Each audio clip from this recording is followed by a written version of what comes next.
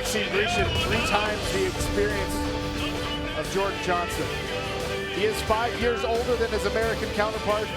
He carries a 6-inch leg reach advantage into this fight, but Jordan Johnson actually a 3-inch advantage when we're talking about those arms. Lillian Garcia gets another light heavyweight quarterfinal going. We continue the action in the light heavyweight quarterfinals with a Russia versus USA matchup. This fight is brought to you by Geico. 15 minutes could save you 15% or more on your car insurance. Introducing to you first, fighting out of the blue corner. He is a wrestler standing at 6'1" and weighing in officially at 205 pounds. He has an impressive record of 11 wins and only 1 loss.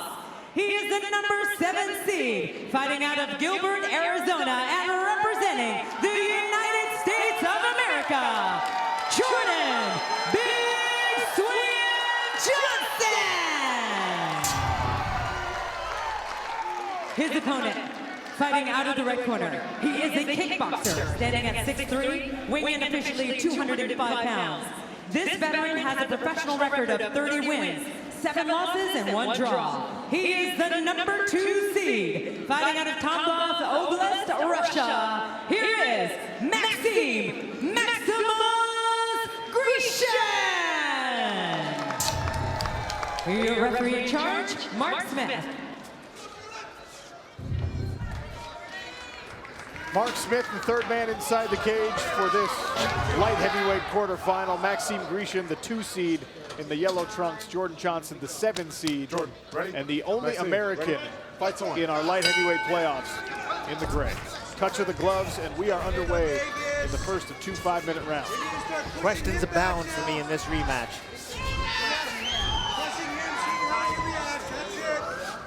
Well, one question that I have, Eve, is when you hear a guy like Jordan Johnson talking about all the changes that he's made and why that makes him confident. You got to know whether those changes are actually successful changes. And if they're put into practice, it's hard, 12 fights into your career even, to make changes in cage. It definitely is, and it's very hard to do it against a man with so much experience like Maxim Grishin. The low calf kick there for Grishin catches Jordan Johnson off balance. Right back to his feet is the American wrestler. And here's another thing about those changes made. He only had 1 fight in between his first fight against Maxim. There's one of the takedowns that he's looking for, so let's see if he does the damage from top like he claims he's been working on. Good goes right to the back there, Maxim Grishin. This is another thing we talked to Jordan Johnson about. Takedowns by themselves, not enough. You've got to get to work, advance position, do damage from the top. Right now, he's stymied Maxim Grishin, who's attempting to work back to his feet.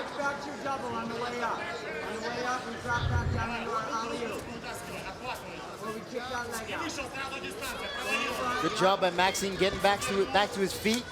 This is where he had success in the first bout. And after that, Jordan had a much harder time taking Maxim down again. Knee to the body there for Maxim Grishin. Watch your head. Here's a look inside the new corner man for Jordan We got Johnson. the double unders right there. Pull them off, yep. We got that trip and we got the alley-oop right here. Yep. Go, we're controlling him. Head position, Jordan. We're kneeing him here. You heard the coach calling for head position there, Eve. This time, Maxim Grishin able to circle off. Yeah, it was almost as if they were cornering Maxim Grishin, because as they called for head position, I saw Maxim Grishin work for it. They called for the knee, and then Maxim fired the knee. Nice jab there for Jordan Johnson, but Grishin able to slip it. Now, at this point in the fight, it looks similar to the first fight, where Jordan was able to land the takedown. But this right here is where my questions are really going to be answered. Pressure from Jordan Johnson, forcing Maxim Grishin once again into the cage. Halfway through this first round of a light heavyweight quarterfinal. So if Jordan does not get this takedown like he's working for here, he should still do damage. He should be looking to land shots on these tie-ups if he can't finish his takedown. Grishin pulls the head, circles off the cage. Rashid Yusupov there in the bottom right-hand corner of your screen, the number 6 seed, could potentially face the winner of this bout if he can get past Vinny Magalhaes, who was a finalist last year. But we talked about Jordan Johnson's changes. We also talked to Maxim Grishin about his desire to be more aggressive in these fights. And that was a big right hand for Jordan Johnson. There we go. Dumps Grishin to his back, and Grishin immediately gets back to work, climbing once again to all fours. Jordan's got to take the weight forward, put all the weight back on Maxim Grishin's head. By putting the weight in Maxim's head, it's going to make it so much harder for him to stand up. Strain on his energy, drag him back down to the mat. Good job by Maxim getting to the fence, using that fence as a third leg to lean on.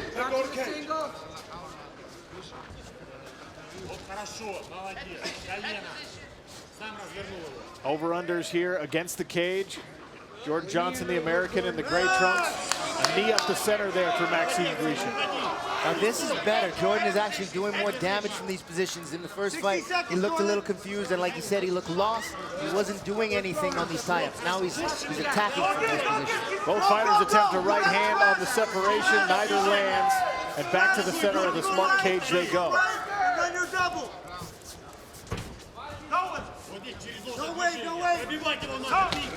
Big right hand misses there for Grishin. He tries another. Jordan Johnson able to avoid disaster in both cases. 30 seconds remain here in round number 1. Grishin looks to be more confident in his takedown defense. He's a little more offensive with his striking on the breaks and on the tie-ups, and that's what I was looking to find out. If he's going to be confident in those things, he's going to press more offense. 10 seconds remain here. Big right hand for Grishin. He's got Johnson in trouble here at the end of round 1. A couple more punches land. Back for round 2 next.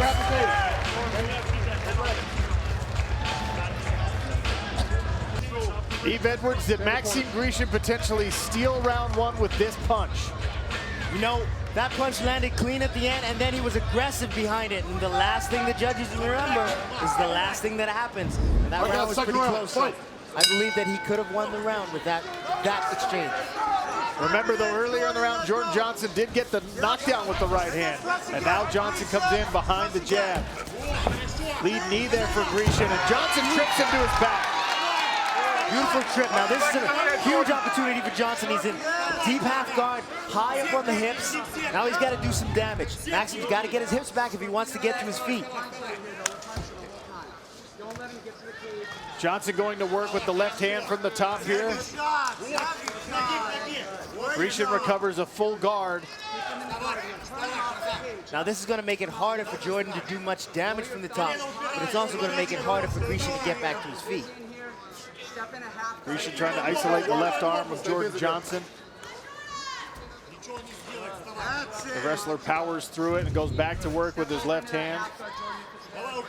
What Jordan is looking to do right here, good job by Grishin. Jordan was looking to get the half guard, but Grishin got to his feet, turning face. Good job. Double underhooks there against the cage. Johnson goes now to the high left underhook.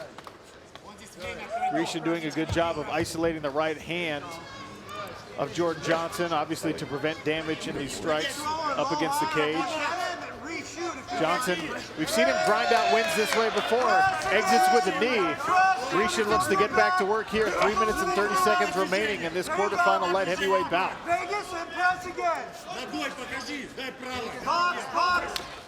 Now Johnson's got to be faced first on these exchanges, striking exchanges particularly. Grishin's been the guy who's been first more often, and he's had the most success. Couple of right hands landing there for Maxim Grishin. Johnson unsuccessful with the counter left. You miss, you have that left high, Jordan. Don't be afraid Inside Grishin's corner. Change your stance. Yeah, break it. Break the distance. It's nothing. He's not getting, he has nothing on you. From the left to the body. Left to the body. Turn, switch. Take your stand. You gotta deceive him, trick him. Don't touch the legs. Grishin temporarily there went to a southpaw stance. You heard his corner calling for the switch. Counter-punching here for Maxim Grishin, moving backward. Johnson has him forced against the cage, coming in behind a big right hand. And that's where Jordan needs to open up with his striking when he has Grishin's back against the fence.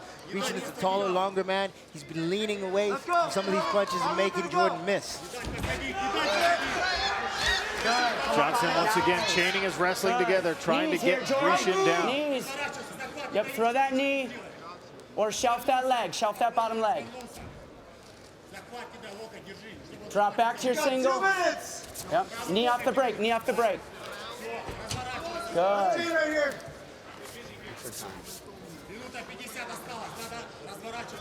Inside of 2 minutes remaining here for Maxim Grishin and Jordan Johnson. Knee on the exit there from Johnson and an uppercut.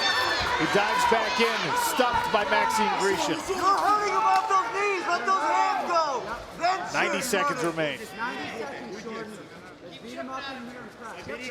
You can hear the corner of Johnson telling him he's being successful. He's landing those knees. He's landing some punches, but Johnson wanting to grind here against the cage, even though it's been really tough to get Maxim Grishin down. Grishin has good hips, good takedown defense. But in these positions, Johnson does have a couple opportunities. Kicking the calf right there, kneeing that thigh would be a good opportunity too. Would be a good option, throwing the left knee and landing his left knee against Maxim Grishin's right thigh. 1 minute remains for these light heavyweights to make a case and advance to the semifinals. Front kick from Grishin. Jordan said he had some answers, and even the times that he's been stuffed on these takedowns, he's still being offensive in these clinches, trying to do some damage. Those are the questions that I wanted to get answered. He has been answering them well, even though the fight is still close. It's still a tough one to call. Jordan Johnson now on the back of Maxim Grishin after another takedown attempt. 30 seconds remain here. 30 seconds. Little body punches.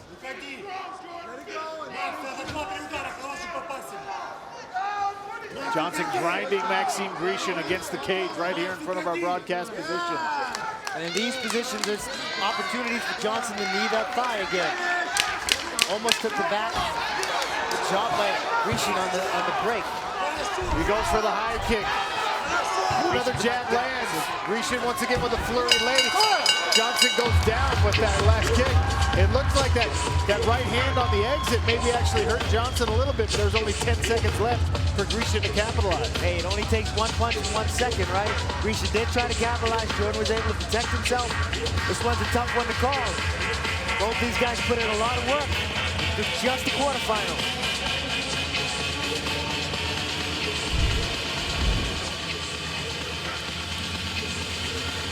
There's that right hand off of the break.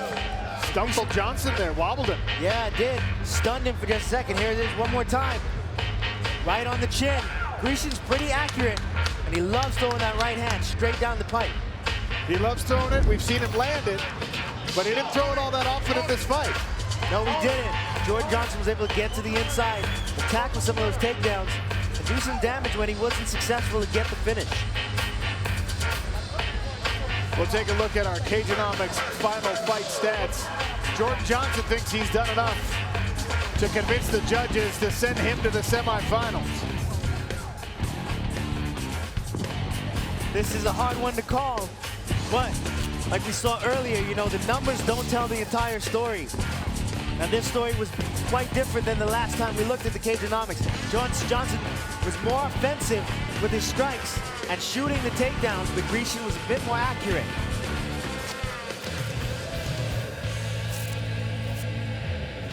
Look at that, catching That's the first takedown. Catching the leg and running him over with the double. And then right here, catching the leg and throwing the punch, knocking him over. That still counts as a takedown. Gets to the top position, but look at Grishin, working to get back to his feet immediately, not conceding the bottom. And right here, beautiful trip. Jordan Johnson lands on top, a deep half guard, and a top position. It's a good place to land to ground and pound. Grishin was able to work back to a full guard from there. And that was a tough fight to call. They both looked improved.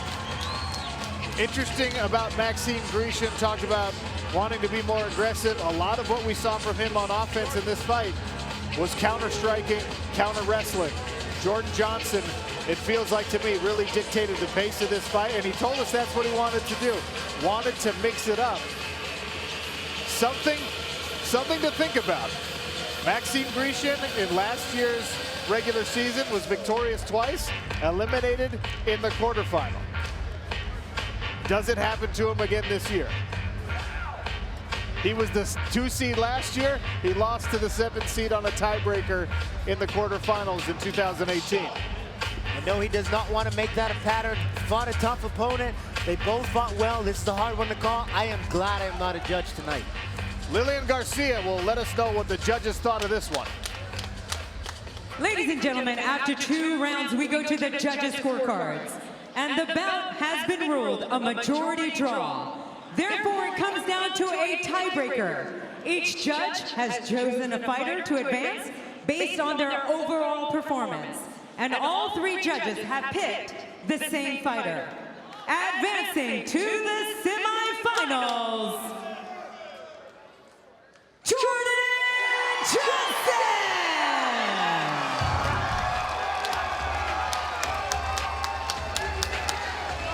That's as much emotion as you're going to get out of Jordan Johnson, and shock and dismay on the face of Maxim Grishin, who clearly believes he did enough to win this fight. It's not my job to judge, but I can't say I disagree. I can't say I disagree either. Both these men, both their fights, close fights. Either man could have won either one of those 2. Yeah. Get ready. Listen. What you wanna do? If you don't strike first, that's when they gon' come at you. Yeah. And you know it's true. Don't let your life get worse. Being timid, that ain't cool. Nah.